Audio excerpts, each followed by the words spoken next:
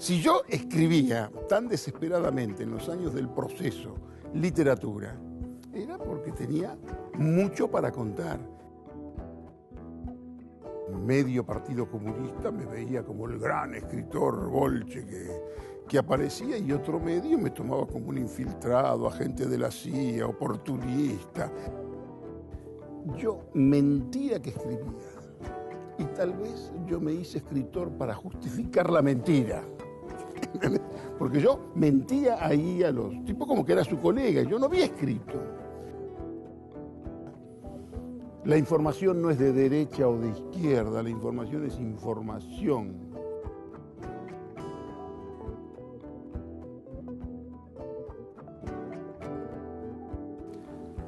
Bienvenidos, gracias por estar ahí y por estar aquí. Como ustedes saben, estamos trabajando en esta segunda temporada de La Clase sobre el origen de las vocaciones, sobre ese misterio, ese azar o esa voluntad. Y también cómo se convierten luego en pasiones. En el caso de hoy particularmente, y por eso lo hemos invitado, Jorge Asís, que es para mí uno de los 3 o 4 periodistas notables de la Argentina, y escritores, no solo periodistas. Y justamente vamos a hablar de eso con él. Es decir, porque aquí hay varias vocaciones entremezcladas. Jorge Asís es escritor, un gran escritor. Es un periodista, un gran periodista, y ha tenido además actividad pública, actividad como funcionario. Es decir, que parece ahí que se mezclan variadas vocaciones. Vamos a tratar de descubrir el origen de eso.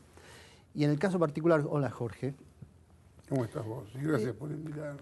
En el caso particular de Jorge Asís, como además conozco el ambiente de su barrio, porque crecimos en el mismo ambiente, en el mismo barrio, para mí, en aquel Villadomínico, Avellaneda Profunda, Avellaneda sur del conurbano, sur de Avellaneda, me es difícil reconocer cómo nació un escritor que dedicó la novela a su padre, que además era un vendedor ambulante, que tengo la imagen de aquel barrio.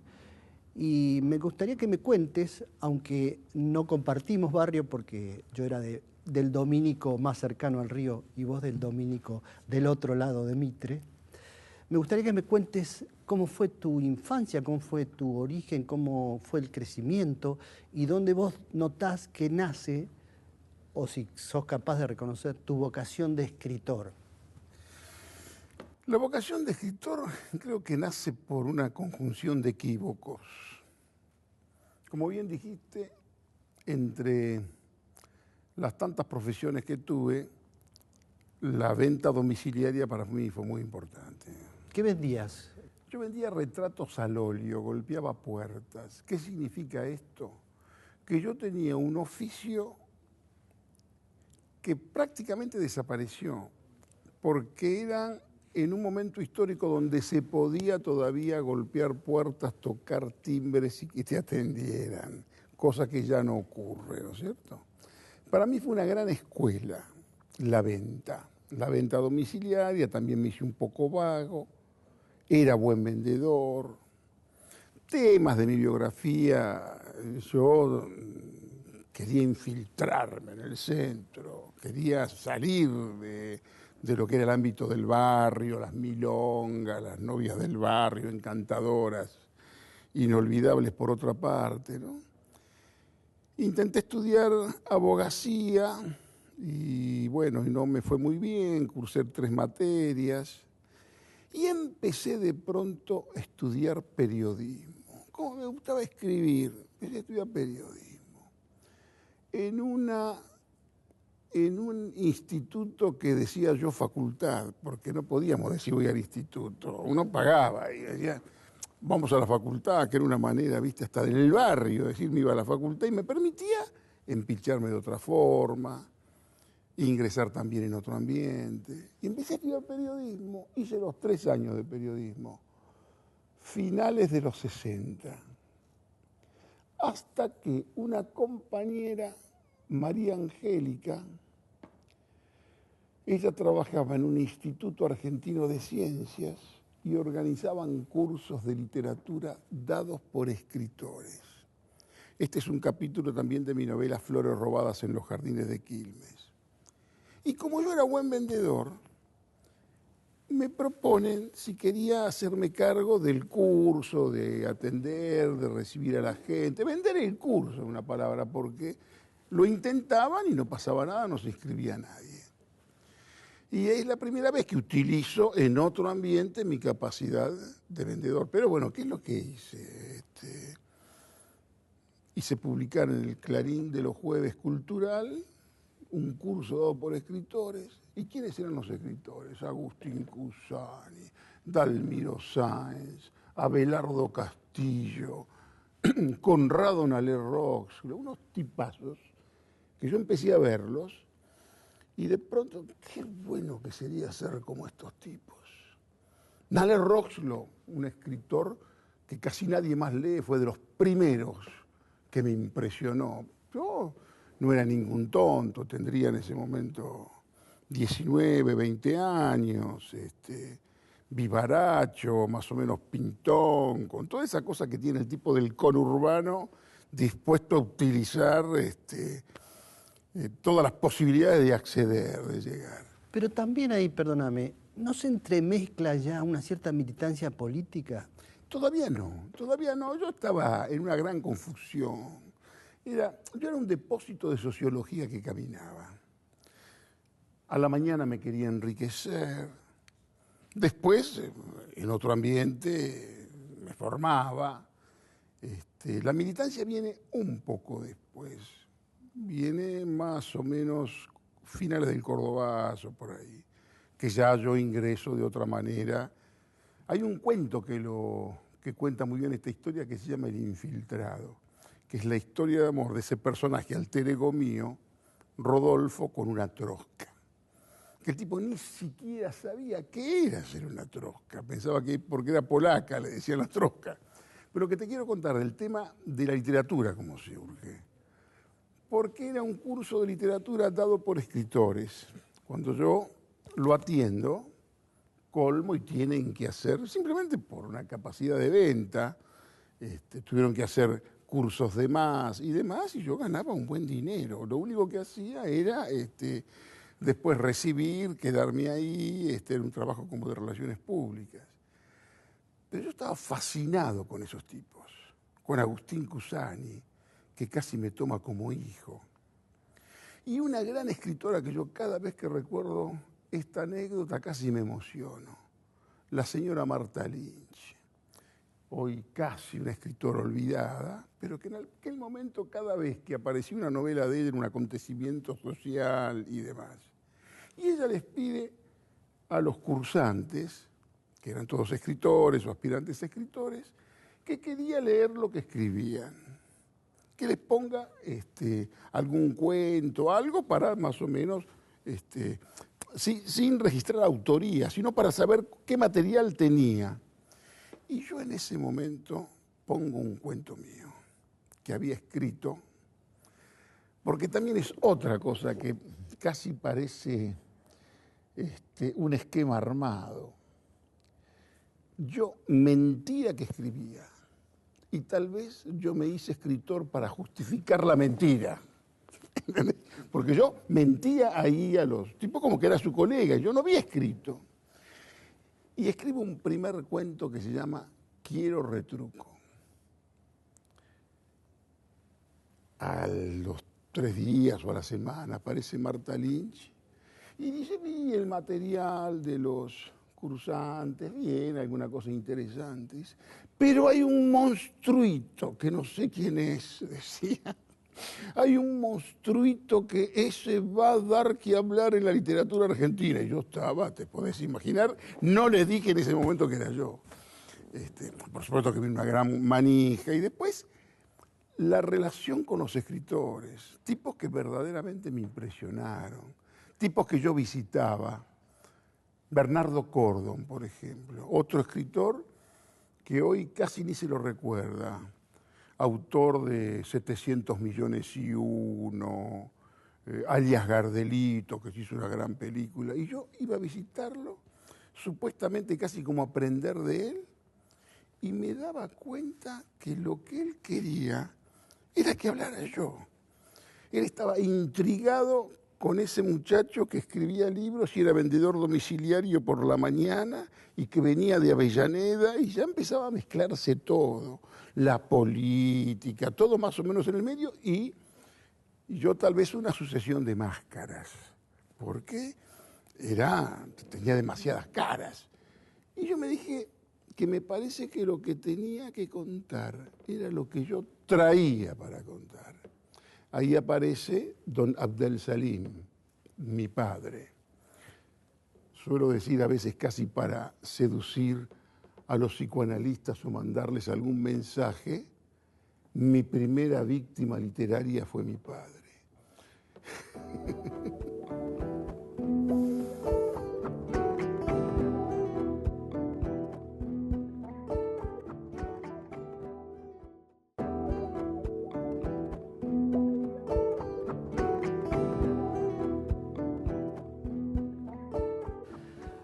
Jorge Asís, el hijo de don Abdel Salim, publica una novela que se llama... Don Abdel Salim, el burlador de Domínico, 1972. ¿Y tu padre la leyó? Mi padre la leyó, me enteré que la leyó. La novela termina... ¿Cómo me enteré? Me enteré que la leyó, él no me lo dijo, porque mi padre, digamos, hubo una separación, yo estuve muchos años sin verlo, y yo lo vuelvo a ver cuando estaba internado en el Argerich, que es el final de la novela. Y ahí yo me entero por amigos de él que decía, esto es verdad, esto no, esto es mentira, porque en realidad la gente normal, cuando ve un libro que supuestamente trata sobre él, quiere verse bien en la estampita. No entiende códigos de la literatura que uno puede modificar y demás, ¿no? ¿Y cómo fue ese encuentro final? ¿Te hizo alguna referencia? No. La historia fue muy triste. Mi viejo, yo lo vuelvo a ver muy poco tiempo antes de morirse.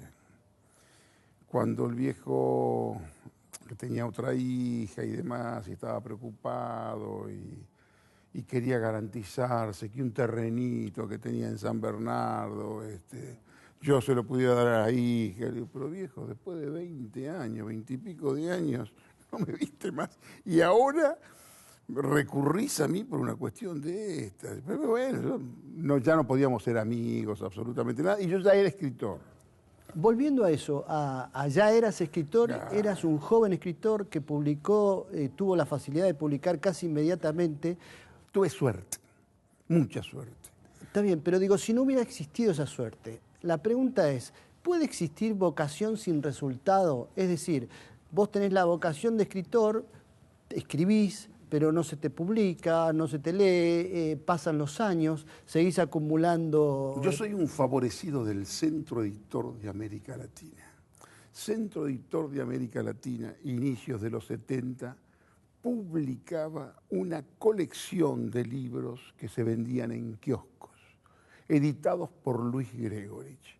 Yo tenía 24 años, alguna cosa así, estaba desesperado por publicar, había terminado una novela que nunca publiqué y perdí, que se llamaba Cuidado al cruzar la calle, pero después vino una cosa muy vertiginosa y casi desesperante.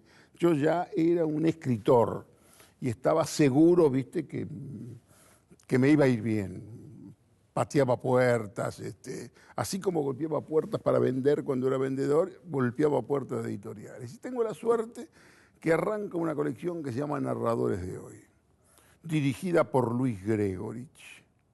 Lo voy a ver a Gregorich, le entrego Cuidado al cruzar la calle. Me llama a los 10 días, muy pronto, y él me dice, esta novela no la voy a publicar, pero me interesa mucho el autor. Me gustaría seguir leyendo algo del autor. Yo estaba escribiendo una novela enorme. ¿Qué hice? Destruí la novela, armé un libro de cuentos con la novela, con los capítulos, porque en aquel momento todavía no era novelista, y cada capítulo me salía cerrado como un cuento. Y le llevo el libro destruido y le pongo la manifestación. Y me dice que sí. y lo publica a los 15, 20 días. Y yo me recuerdo en el Politeama de Corrientes y Paraná, 7:30 de la tarde, esperando que llegara el distribuidor, y llega el distribuidor con el libro La Manifestación, y a los 2 meses tenía enemigos. ¡Qué maravilla! Tenía enemigos, tenía críticos. La primera crítica favorable está en la colección de la opinión, ¿sabes de quién es? De Francisco Urondo, que trabajaba en la opinión. Está en una 1971, por ahí 72. Francisco Paco Urondo, poeta. Francisco Paco Urondo. Gran poeta y escritor desaparecido. Y de pronto aparece uno y me masacra. Pero qué grande, ¿sabés lo que era tener 25 años y tener enemigos? Gente que me empezaba a resistir por la literatura, y ahí después ya fue una cadena, después vino Los Reventados. Y ahí yo ya necesitaba en el Partido Comunista. Ahí digo, ¿cómo entras al Partido Comunista? ¿Cómo aparece la política mezclada?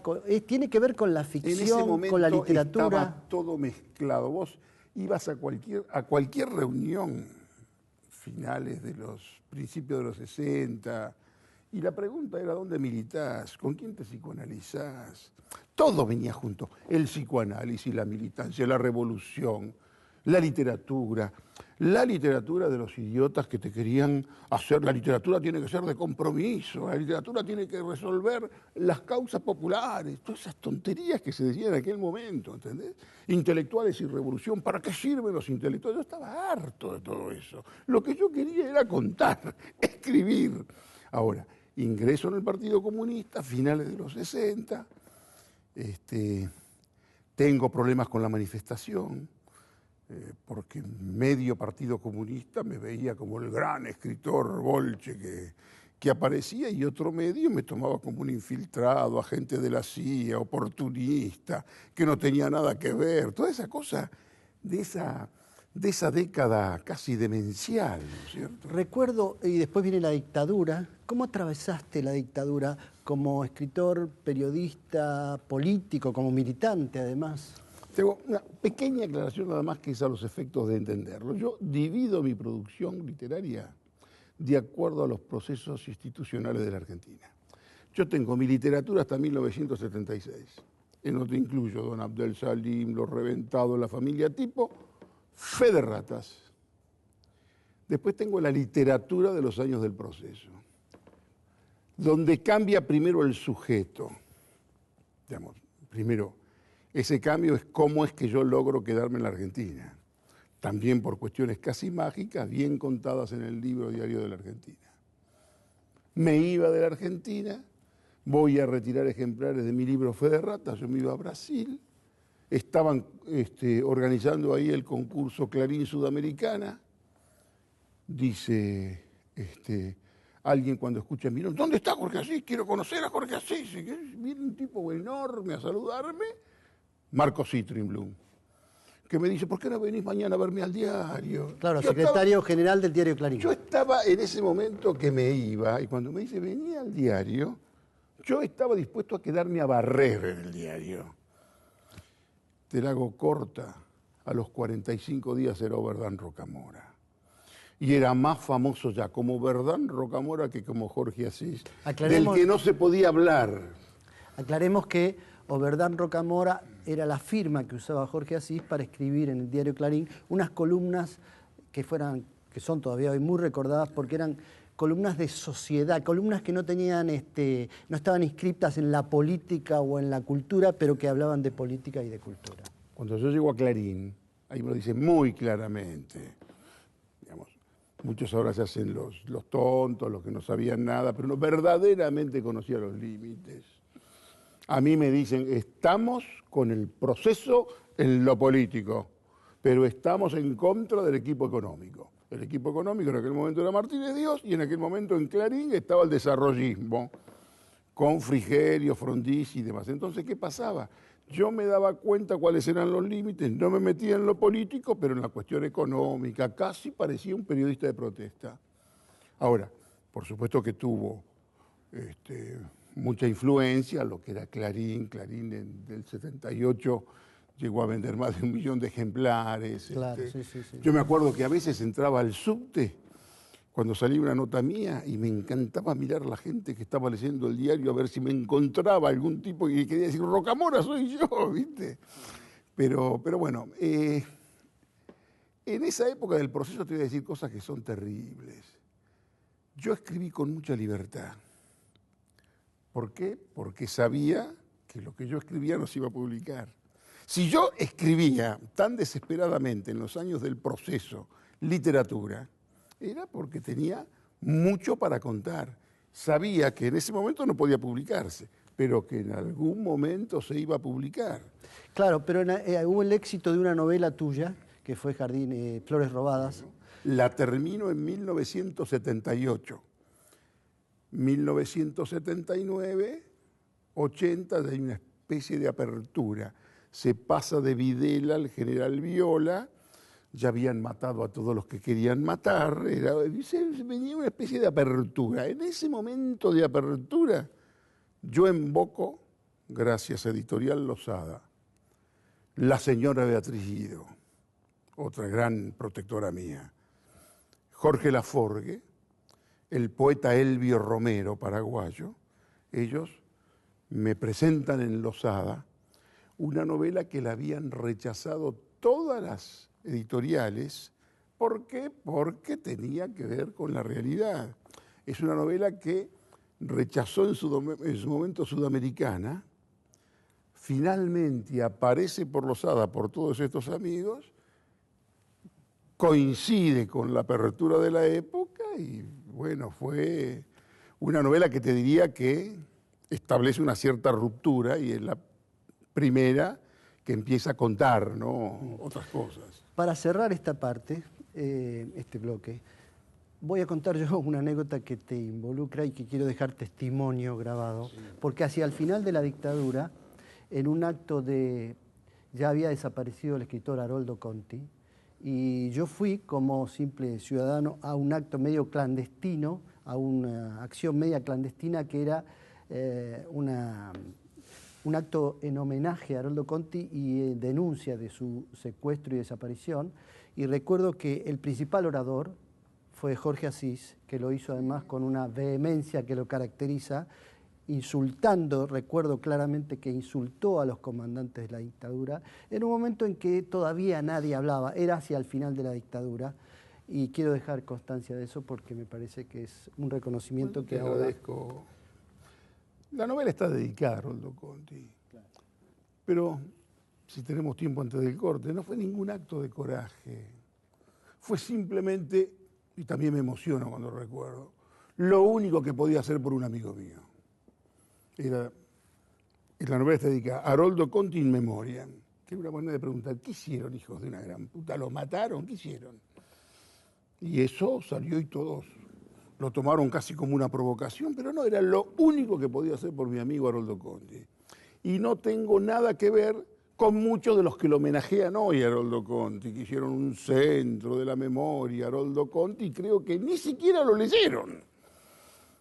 Haroldo Conti no es solamente ese caso que tiene que ver con la desaparición, es el autor de En vida, de Sudeste, Alrededor de la jaula, La balada del Álamo Carolina, uno de los escritores más importantes de la Argentina, que no puede ser recordado solamente por la circunstancia trágica de su desaparición.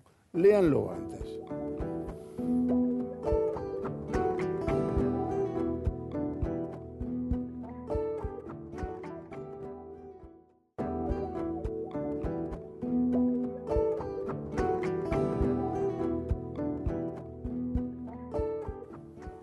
Adelante, por favor, con las preguntas. Buenos días. La dinámica que le impone Oberdán Rocamora, ese rol que tuvo que adoptar, ¿lo cambia usted a partir de ese momento como periodista o como escritor en el enfoque a partir desde ahí? No, me completa directamente. Y a propósito, aprovecho para responderle que Oberdán Rocamora todavía publica. Es el redactor estrella del Jorge Asís Digital actual. Por favor. Cuando se trabaja en un medio de comunicación, ¿Es más importante la línea editorial a la que responde este medio o la convicción del periodista?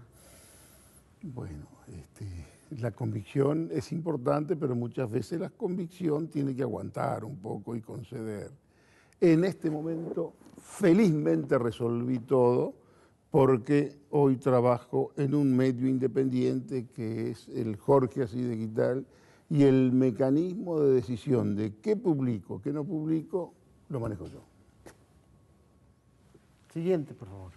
Justamente le quería preguntar eso en relación a desde qué lugar usted se posiciona a la hora también de criticar, por ejemplo, al gobierno como hombre político, como escritor, como periodista. Sabemos que usted es una persona muy crítica de este gobierno actual. Quiero saber cuando habla, desde qué lugar habla y en base a qué critica este gobierno. Bueno, desde mi conocimiento, desde mi información, de mi condición de analista político, y sí, acepto, he sido crítico desde un comienzo, de este gobierno, ¿no? Ahora, el tema es la información y están en los textos, y cuando yo informo, si la cuestión está basada en mi información, la cuestión es inapelable. Puede ser apelable la interpretación, pero como yo me baso en informaciones propias, inapelables, ahí está, y en todo caso se podrán analizar y discutir. Siguiente, por favor. Respecto a su paso en la política, ¿cuál fue su balance? Para hacerte un balance tendría que no ser sintético, porque vos te podés imaginar que yo comencé la militancia en la izquierda, en el Partido Comunista, y bueno, después se acabó la Unión Soviética, por las cosas que uno luchaba en aquel momento. Mi balance hoy me veo como un militante sincero, romántico, pero desconocía muchas cosas por las cuales creía que luchaba, ¿no es cierto? Y después, después tuve un acercamiento por el peronismo. Pasé en los años Menem como funcionario, fui embajador durante 10 años. Debo decirte que hoy me dicen embajador y me parece que se refieren a un extraño, donde me miro también como personaje, ¿no es cierto? Como personaje literario, te diría incluso. Fue una etapa donde trabajé muchísimo. Y te digo yo, ¿qué es lo que rescato? Rescato de la política la condición del poder y tomar la política específicamente como una lucha por el poder. No se puede disociar ni separar, ¿no es cierto? Esto tiene mucho que ver con mi condición de analista político después. Porque ¿qué es lo que ocurre cuando yo dejo la función pública? Uno podía tener el riesgo de todos los políticos que ocuparon alguna sitial de importancia y estar permanentemente recordándolo. Y cuando yo dije en 1900 tal cosa, ¿entendés? Digo, este riesgo no lo puedo asumir. Entonces yo me voy a dedicar a hacer lo que más sé, escribir. ¿Y qué es lo que conozco del poder? ¿Qué es lo que conozco? Los personajes que pugnan por el poder y los que están alrededor del poder. Y yo te diría que hoy me siento con la ventaja de haber estado también en el otro lado del mostrador. Hablo de la política conociendo los dos sectores. Algún amigo me lo suele decir, vos tenés quizás la ventaja de haber conocido, pero bueno, sé cómo funcionan las cosas. Eso para mi condición de analista político es fundamental. Y te termino. Yo, sobre todo en el último tramo, me dediqué a la política porque me interesaba el manejo del poder. Más poder siento hoy que se tiene desde el periodismo, porque tenés mayor posibilidad de influir en el pensamiento del otro y en la opinión pública. Por favor. En esa vocación de periodista, ¿En algún momento tambaleó o se desilusionó cuando tuvo que entrar a responder a una editorial de un determinado medio? No, alguna bronca elemental, si vos querés, por alguna situación personal, pero muy olvidable. No podés tender a una visión tan romántica, de decir, acá yo tengo que escribir lo que quiero, no, nadie te va a pagar el sueldo para que vos escribas lo que quieras, llegado el caso. Eso uno los límites los tiene que conocer, ¿entendés? Yo soy, ante todo, un profesional de la palabra. Con la palabra tengo que ver cómo hago una crónica, o con la palabra ver cómo hago una novela, o con la palabra ver cómo trato de entretener un auditorio. Siguiente, por favor. Usted dijo que al principio empezó estudiando Derecho y después dejó. Se dedicó al periodismo porque le gustaba escribir. ¿Tuvo alguna negación en su casa de decir, por ejemplo, tiene que estudiar esto y no esto? ¿O por propio impulso estudió lo que usted quiso?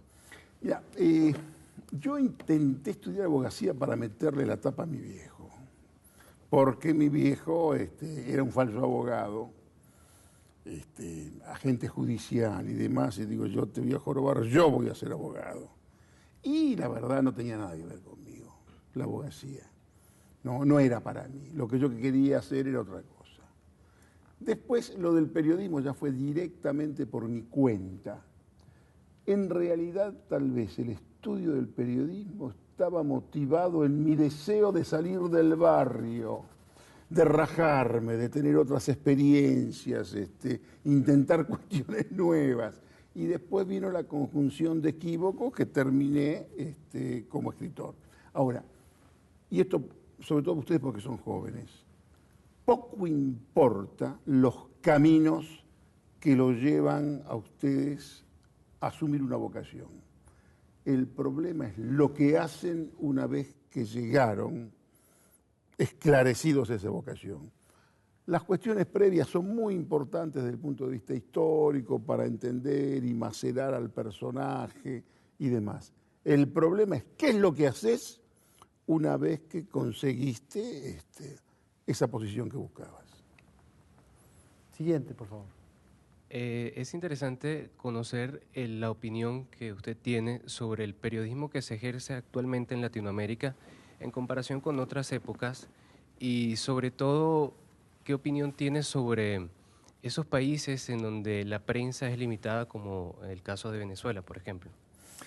Por supuesto que el periodismo hoy en América Latina es una profesión de riesgo. En Venezuela, en Ecuador, donde lo que yo hago en Buenos Aires como periodismo artesanal, ni como periodista artesanal podría funcionar en ese lugar. ¿Qué es lo que pasó aquí? Pasa que los gobiernos atribuyen con fundamentos lícitos a los medios de comunicación el carácter de opositores. Hoy en la Argentina, el gobierno designa a los medios de comunicación críticos como el opositor real, ¿no es cierto?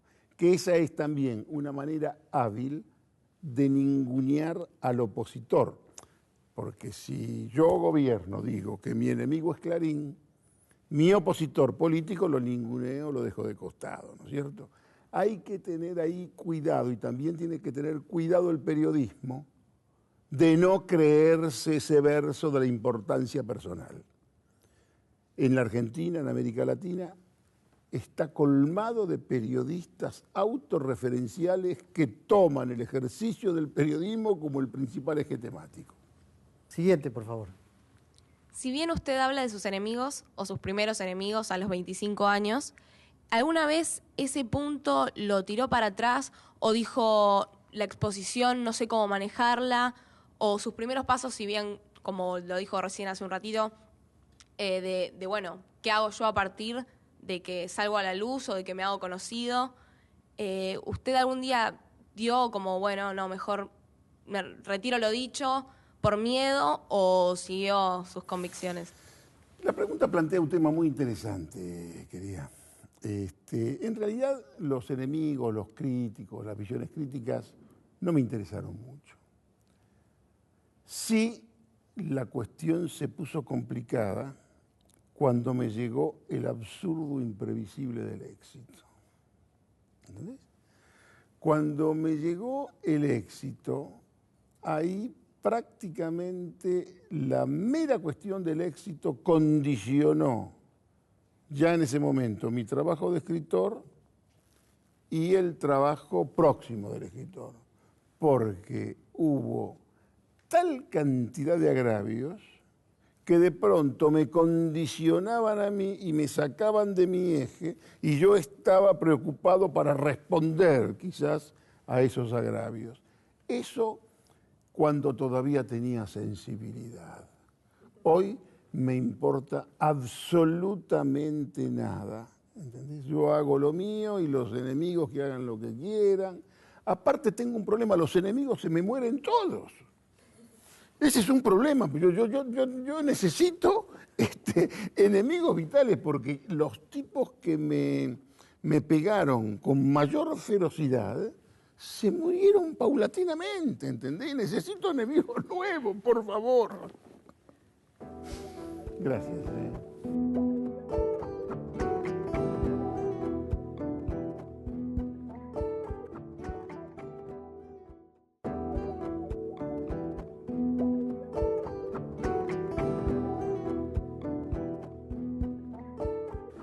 Tengo para mí, Jorge, después de recorrer los comienzos literarios, los comienzos políticos, los comienzos periodísticos, que has encontrado ahora una síntesis. A ver, yo la definiría como que haces ficción sobre la realidad, con tu blog de periodismo artesanal. ¿Cómo llegaste a esa síntesis? ¿Cómo llegaste a crear el blog y por qué? 2000 y algo, yo estaba de vuelta en la Argentina, tuve mi trabajo más fácil, la vez que me gané plata más fácil en mi vida, que fue sentándome en la mesa de Polémica en el Bar, que eso fue una etapa casi gloriosa. Hacía de mí 2 veces por semana y me pagaban, era una maravilla. Pero después, bueno, se terminó eso y me di cuenta que lo que yo tenía que hacer era escribir, que era lo que más sabía. Por supuesto que ninguno de los medios me podía ofrecer a mí, por toda mi historia y antecedentes, espacio. Aparte, tampoco me interesaba ese espacio. Y empecé con yo lo llamaba portal ya, con un blog, que se lo mandé en el envío número 1 a 40 contactos que tenía. Para hacértela corta, en muy poco tiempo ya iba a 7, 8 mil y bueno, y hoy son innumerables la cantidad de miles de lectores que tengo porque por lo que es Internet es casi imprevisible. Hoy saqué una nota, por ejemplo, y la nota a las 2 horas ya está reproducida en diversos portales. Yo no puedo tener exactamente la cuenta de los lectores. Lo que sí, yo aprendí el manejo de Internet. Yo sé manejar el tema del Twitter. ¿Te salvó la vida Internet? Internet me salvó la vida, por supuesto que sí. Yo hoy sale mi nota, inmediatamente la linkeo en el Twitter. Tengo 105.000 seguidores en el Twitter. Muchos de ellos son hinchas, otros son simplemente gente que sigue porque le interesa lo que uno cuenta. Y después hay un fenómeno que cuando nosotros éramos jovencitos ni imaginábamos que podía ocurrir o existir. Empieza lo que se llama el fenómeno de la viralización. Y yo tarde lo descubrí más o menos y creo que sé generar alguna expectativa con alguna nota. Antes de publicar la nota te la adelanto con 3 o 4 tweets que yo ya sé que generan su propia viralidad, que tienen sus retweets, y de pronto a veces demoro la salida de la nota nada más que por la ansiedad y la generación de expectativa que produce, ¿no es cierto? Y me parece que me fue muy bien en materia de credibilidad. Los colegas sé que me leen prácticamente todos. He tenido algunos aciertos de los que no me jacto. Tal vez he contado muchas cosas antes, que a mí sinceramente no es lo que me interesa. Yo no soy... Sí, pero fuiste reconocido por eso, por el caso Chicone y por datos de tu blog que fueron después noticias de los medios Notas de mi nacionales. portal aparecen en el 2005 en un libro que se llama La marroquinería política, que está todo documentado, que la portada es una valija con billetes, digamos, lo que pasaba y ese nuevo fenómeno político que es con el que yo ingreso a Internet, que tenía que ver con el kirchnerismo, me parece que permitía unos abordajes extraordinarios, sobre todo en los primeros 5 años, cuando los grandes medios de comunicación estaban en una complacencia informativa, sobre todo el diario Clarín, que es el enemigo fundamental de hoy, que colaboró enormemente para que Kirchner impusiera su hegemonía. Yo no es que me ponía a contar negocios y estas cuestiones porque fuera mi estilo periodístico. Me di cuenta que no había manera de interpretar las reglas, los códigos del nuevo poder, si no se interpretaba la pasión recaudatoria. Eso lo veía yo en el 2004, en el 2005, que hoy es prácticamente portada de los medios críticos y que está en la cabeza de un gran sector de la sociedad. Y en función de eso, de tu descubrimiento de Internet, del periodismo artesanal, de lo que descubriste ahí en el sentido de viralización, Sí. ¿cómo ves el futuro del periodismo? Sobre todo para los chicos que tienen vocación de aprendizaje del periodismo, ¿cómo ves el futuro del periodismo teniendo en cuenta que el fenómeno de Internet va a crecer indudablemente y se va a desarrollar todavía más? Es una pregunta más para hacerte a vos, que manejás una institución académica que tiene que ver con la formación de nuevos periodistas. Yo insistiría en la formación de los periodistas en la cuestión de la acumulación informativa. Los liberaría un poco de estos esquemas rígidos que existen en las redacciones que los hace aparecer oficinistas.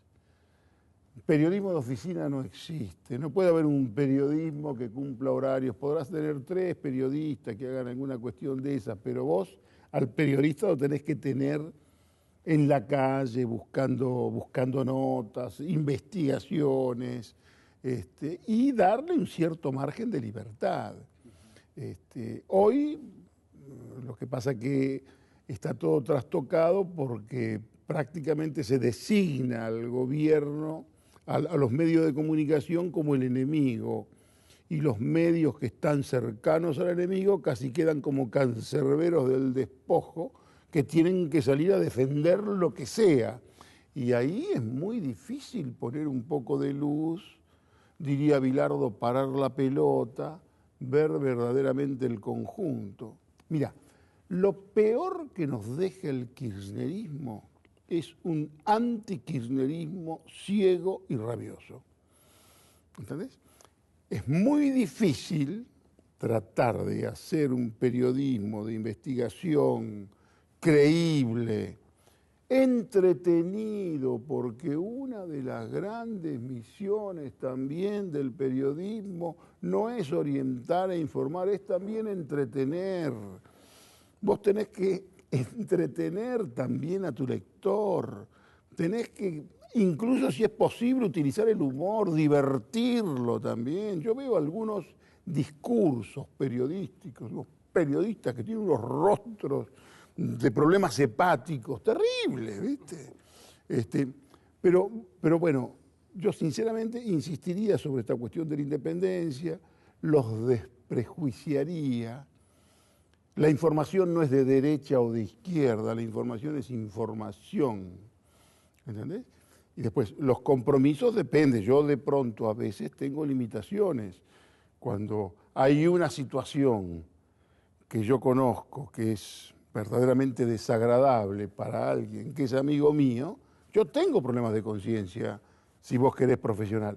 por lo general vence el profesionalismo, pero vos tenés alguna persona que vos conocés y ves que está en una posición adelantada, feroz, y yo trato de no verlo, si puedo, pero siempre el profesionalismo se impone, ¿no?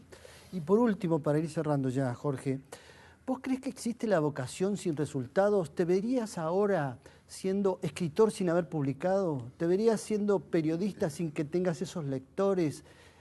¿Puede existir, mantener una vocación en el tiempo, un deseo, una pasión? Qué manera sutil que tenés de referirte al fracaso.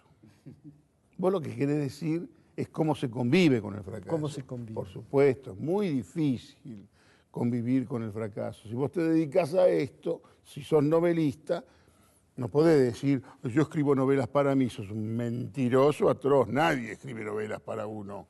¿Entendés? Lo que tiene que ver con esto es con el fracaso. Hoy, en la Argentina, abunda también el fracaso, porque vos, cuando vas a escribir una novela, por supuesto que podés escribir una mala novela. Y si aparece una mala novela, vos vas a una editorial y el editor ve, tiene que arriesgarse, tiene que ver si ese material lo vende. Hay una especie de disociación en lo que tiene que ver con el escritor y lo que cree que puede hacer, con lo que le puede recibir el mercado. El tema del fracaso, que es lo que vos planteás, es verdaderamente denso. Y vos, desde el fracaso, podés construir una gran obra. Desde el resentimiento, si vos sos un resentido lúcido, podés escribir, qué sé yo, oscuro como la tumba donde yace mi amigo. Si sos simplemente un tipo enojado, sin talento, perdiste, hermano. Y en una última línea, para no cerrar con cierto clima o tono o descripción de desesperanza, sabiendo que este programa lo ven muchos jóvenes, además de los que están acá, como analista político, una perspectiva, un pronóstico, una idea de lo que viene. Y de lo que viene, mira, Argentina, si esto es un avión, tenemos un buen aterrizaje, pero vamos a atravesar un gran periodo de turbulencias, ¿sabes? Un gran periodo de turbulencias. Hoy sería un canalla yo si te dijera que con Macri inmediatamente, con Massa, y mismo con Scioli, que está en las dos ventanillas como oficialista y como opositor, las cosas van a cambiar en la Argentina. En la Argentina me parece que hay un porvenir hasta luminoso, pero hay que ponerse inteligentes. Bueno, le agradecemos mucho a Jorge Asís porque al menos tiene, con esta reflexión final, creo que nos está diciendo de algún modo, depende de cada uno. Es verdad. Gracias, Jorge. A vos.